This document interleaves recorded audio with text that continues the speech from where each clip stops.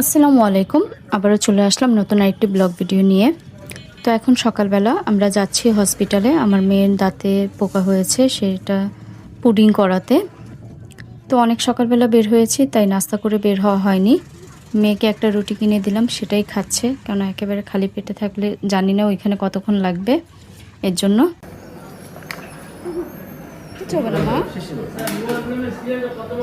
কিছু হবে না, তোমার ব্যথা কমে যাবে।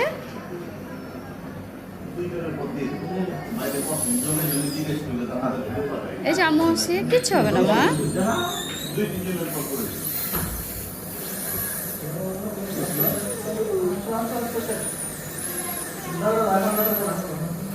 তোমার ময়লা বের করে দিচ্ছে, ওই যে তোমার খাবার ঢুকে আসছে না, বের করে দিচ্ছে। হ্যাঁ, কিচ্ছু হবে না। আমার মেয়ে ভয় পাচ্ছিল, তাই ওকে কিছু বলে ভুলিয়ে রাখছিলাম। এখন চলে আসলাম ছেলের স্কুলে। ছেলের ক্লাস টিচারের সাথে কথা বলার আছে, এর জন্য দাঁড়িয়ে আছি। মিস ক্লাস নিচ্ছে, ক্লাস শেষ করে আসবে। তো স্কুল থেকে চলে আসলাম বাসায়। বাসায় এসে রান্না বসিয়ে দিয়েছি তাড়াতাড়ি, কেন অনেকটা দেরি হয়ে গেছে, বাচ্চাদের ক্ষুধা লেগেছে। তো আমি আজকে ইলিশ মাছ দিয়ে কচু রান্না করব। তো আজকে আমি ইলিশ মাছটা কষিয়ে তারপর হচ্ছে রান্না করব। এখন মাছটা কষানো শেষ, এখন আমি তুলে নিচ্ছি। আর এই মশলার মধ্যে আমি কচুটা ভালো করে কষিয়ে তারপরে ঝোল দিয়ে এই মাছগুলো আবার দিয়ে দিব। তো এইভাবে কারা রান্না করে খান আমাকে অবশ্যই কমেন্টে জানাবেন। ভেজে দিলেও মজা লাগে, আবার এভাবে রান্না করলেও কিন্তু অনেক মজা লাগে।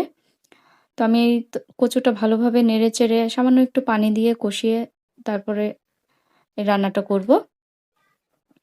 আর কচুটাতে ঝোল দিয়ে আমি পাশের চুলে দিয়ে দিব। আর এই চুলাতে আমি আবার আরেকটা তরকারি বসাবো, আর সেটা হচ্ছে এই কচুরি উপরে যে অংশটা থাকে সেটা আমি চিংড়ি মাছ দিয়ে রান্না করব। তো ওই কচুটা হচ্ছে আমি সিদ্ধ করে রেখেছি আগে থেকেই। এখন জাস্ট আমি করব আর কি, চিংড়ি মাছ দিয়ে ওটাকে বাগার দিব।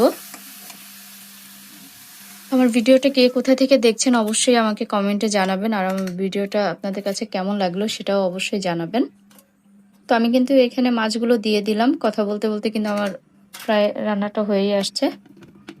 তো এখন আমি এটা ওই চুলায় দিয়ে দিব। তো এই তো আমি চিংড়ি মাছটা মশলা দিয়ে কষিয়ে নিয়েছি, এখন এই কচুটা দিয়ে দিলাম। আর এই কচুটা অনেকে অনেকভাবে রান্না করে, কেউ একবার ব্লেন্ড করে করে করে আর আমি হচ্ছে একটু আস্তে আস্তে খেতে ভালো লাগে আমার কাছে, তাই আমি এভাবে করছি।